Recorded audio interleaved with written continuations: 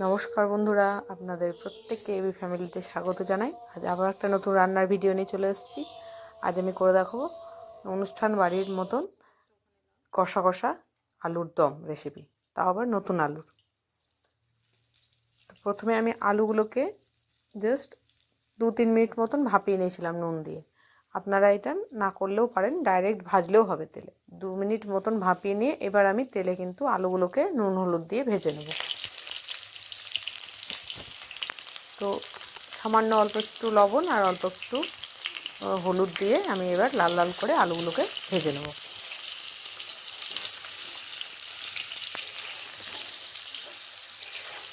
তো এরকম করে যদি আলুর দম করা হয় নতুন আলুর, তাহলে কিন্তু রুটি কিংবা পরোটা, লুচি, ভাতের সঙ্গে বা পোলাও সব কিছুর সঙ্গেই খাওয়া যায়। খেতে অত্যন্ত স্বাদে টেস্টিও হয়, অত্যন্ত সুন্দর হয় খেতে। তো আপনারাও একবার ট্রাই করে দেখবেন, আর স্কিপ না করে পুরো ভিডিওটা দেখতে থাকুন। ভালো লাগলে অবশ্যই লাইক, শেয়ার, সাবস্ক্রাইব করতে কিন্তু ভুলবেন না। তো দেখুন আমার আলুগুলো ভাজা হয়ে গেছে, এবার আমি আলুগুলোকে তুলে নিলাম। আমি কিন্তু আলুগুলো বেশ লাল লাল করে ভেজেছি। এবার ওই কড়াইয়ে আমি যে কড়াইয়ে যতটুকু তেল আছে, আমি কিন্তু আর তেল ব্যবহার করব না। ওই তেলের মধ্যেই আমি কিন্তু একটা শুকনো লঙ্কা, একটু গোটা জিরে আর একটু লং, এলাচ আর দারচিনি ফোড়ন দিয়ে দেবো। এটা দিলে, ফোড়নটা দিলে স্বাদটা খুব সুন্দর হয়। তো ফোড়নটা হয়ে এসছে, দেখুন যখন দেখবেন একটা সুন্দর একটা স্মেল, গন্ধ বার হচ্ছে, তখনই বুঝতে পারবেন যে ফোড়নটা হয়ে গেছে। এবার ওই সময় আমি একটু এখানে রসুনটাকে থেতো করে রেখেছিলাম। রসুনটা আমি কিন্তু একদম পেস্ট করে দিইনি, থেতো করে দিয়েছি।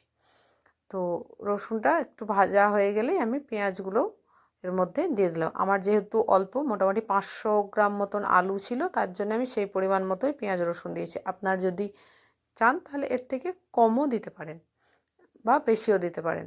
আপনাদের সেটা মানে কেমন পরিমাণ আপনারা আলু দম করছেন তার উপর নির্ভর করবে। তো পেঁয়াজটা ভাজা হয়ে গেছে। এবার আমি এই সময় একটু আদা, 1 টেবিল স্পুন মতন আদা এর মধ্যে দিয়ে দিলাম। এবার আদাটাকে ভালো করে আমি কিছুক্ষণ ভেজে নেব। আদাটা ভাজা হয়ে গেলেই যে বেসিক মশলাগুলো থাকে, মানে জিরে, ধনে গুঁড়ো, হলুদ, একটু কাশ্মীরি রেড চিলি পাউডার এর মধ্যে দিয়ে দেবো। এবার এই মশলাটাকেও আমি কিন্তু তেলের ওপরেই ভালো করে একটু ভেজে নেব। তো এখন এই সময় যদি তেলের ওপরেই শুকনো মশলাটা ভাজা হয়, তাহলে কিন্তু কালারটা খুব ভালো আসে। তবে বেশিক্ষণ ভাজলে হবে না, তাহলে মশলাটা কিন্তু পুড়ে যাবে, তাতে স্বাদটা খারাপ হয়ে যেতে পারে। তো 1 থেকে 1.5 মিনিট মতন একটু ভেজে নিয়ে আমি কিন্তু যে মশলার বাটিটা ছিল সেটা ধুয়েই আমি জল দিয়ে দিলাম এর মধ্যে। তো দেখুন কালারটা অটোমেটিক ভালো আসতে শুরু করেছে। তো এই মশলাটা এবার আমাকে 2-3 মিনিট মতন কষাতে হবে। তবে এই মশলাটা যতক্ষণ না ভালো করে কষানো হবে বন্ধুরা, ততক্ষণ কিন্তু ভালো টেস্ট আসবে না। তো দেখুন 2-3 মিনিট মতন কষিয়ে নিয়ে এর মধ্যে এবার আমি টমেটোটা দিয়ে দিলাম, আর অল্প একটু লবণও এর মধ্যে দিয়ে দিলাম, যাতে টমেটোটা ভালো করে গলে যায়। তো দেখুন টমেটোগুলোও গলে গেছে, তেলও ছেড়ে দিয়েছে মশলা থেকে। এবার আমি ভাজা আলুগুলো এর মধ্যে দিয়ে দিলাম, আর অল্প সামান্য মটরশুঁটি, এখন বেশ মটরশুঁটি ভালোই পাওয়া যায়, বাজারে পাওয়া যাচ্ছে। তো একটু মটরশুঁটিও দিলাম, যা দেখতেও ভালো লাগে, খেতেও খুব ভালো লাগে। তো দিয়ে এবার মোটামুটি 3 থেকে 4 মিনিট মতন আমি এটাকে কষিয়ে নেব। তখন দেখবেন যে কষানোটা ভালোভাবে হয়ে গেছে, মানে তেলটা ছেড়ে দিয়েছে মশলাগুলো থেকে, আলুগুলো থেকে, তখনই বুঝতে পারবেন ভালো করে কষানো হয়ে গেছে। এই সময়ই পরিমাণ মতন লবণ আর মিষ্টি, আমি যেহেতু একবার লবণ দিয়েছিলাম আগে, তো সেই হিসাব করেই আমি কিন্তু লবণটা দিলাম। আর অল্প সামান্য একটু টেস্টের জন্য চিনি দিলাম, এটা আপনারা না দিতেও পারেন, স্কিপ করতেও পারেন। এটা দিয়ে এবার আমি আরও কিছুক্ষণ আমি একটু কষিয়ে নিলাম আলুটাকে। দেখুন আলুটা আমার সুন্দরভাবে কষানো হয়ে গেছে, তেলটাও ছেড়ে দিয়েছে। এবার আমি পরিমাণ মতন জল দিয়ে দিলাম এর মধ্যে। আমি যেহেতু এটা খুব একটা মাখো মাখো করবো, ঝোল রাখবো না, তো সেই হিসেব করেই আমি জল দিলাম। আপনারা চাইলে এর থেকে বেশি জল, যদি ঝোল বেশি খেতে চান তো বেশি পরিমাণেও জল দিতে পারেন।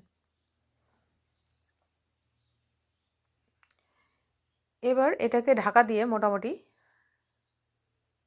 5 থেকে 7 মিনিট মতন ফুটিয়ে নিতে হবে। ফুটিয়ে নিয়ে আমার 5 থেকে 7 মিনিট লাগবে, কারণ আলুটা আমি প্রথমেই 2-3 মিনিট মতন ভাপিয়ে নিয়েছিলাম। নাহলে মোটামুটি 10-12 মিনিট মতন ফুটিয়ে নিলেই ঢাকা দিয়ে কিন্তু এটা রেডি হয়ে যায়। তো দেখুন আমার হয়ে গেছে রেডি, মানে সেদ্ধ আলু প্রায় সেদ্ধ হয়ে গেছে। 5 থেকে 7 মিনিট মতন আমি ফুটিয়ে নিয়েছি, আর দেখেও মনে হচ্ছে দেখুন যে রান্নাটা হয়ে গেছে। আলুটা আমি কেটে দেখেও দিচ্ছি যে হ্যাঁ সেদ্ধ হয়ে গেছে। এবার এর মধ্যে আমি অল্প একটু, গরম মশলা নয়, অল্প একটু ভাজা মশলা দেবো। সে ভাজা মশলার মধ্যে কিন্তু, এই ভাজা মশলাটার মধ্যে কিন্তু আছে লবঙ্গ, দারচিনি, এলাচ, জিরে, ধনে আর মৌরি আর শুকনো লঙ্কা। এগুলো দিয়ে আমি কিন্তু ভেজে ভালো করে পেস্ট করে, মানে ডাস্ট গুঁড়ো করে রেখেছিলাম। তো সেটাই আমি এর মধ্যে দিয়ে দিলাম।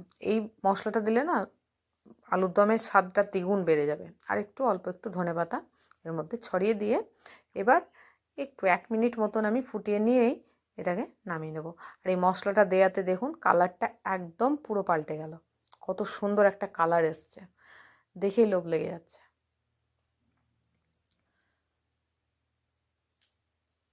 তো আলুর দম আমার রেডি। এবার আমি ঝটপট আলুর দমটাকে নামিয়ে নেব, আর গরম গরম সার্ভ করে দিতে পারবেন।